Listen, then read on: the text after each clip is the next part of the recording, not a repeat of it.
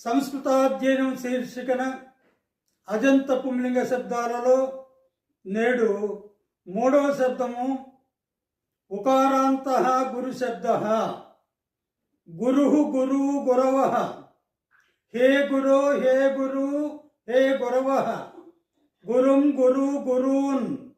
గురుణా గురుభ్యాం గురుభిః. గురవే గురుభ్యాం గురుభ్యః. గురోః గురుభ్యాం గురుభ్యః. గురోః గుర్వోః గురూణాం. గురవు గుర్వోః గురుషు. శబ్దాలు నేర్చుకోవడం అంటే ఏమిటంటే ఎక్కడ కూడా నిలపకుండా క్రమంగా బైహార్ట్ చేస్తూ ఉంటే శబ్దాలు వస్తాయి. లేకపోతే ఆలోచన చేస్తే ఒక వచనం చెప్పిన తర్వాత రెండో వచనానికి గ్యాప్ ఇవ్వకూడదు.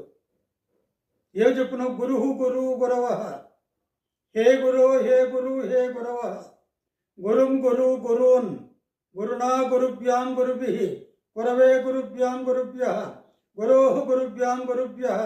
గురోః గుర్వోః గురూణాం. గురవు గుర్వోః గురుషు. ఈ విధంగానే ఉకారాంత పుంలింగ శబ్దాలు చెప్పుకోవచ్చు అన్నమాట. మనం శంభు శబ్దం కూడా ఇలాంటి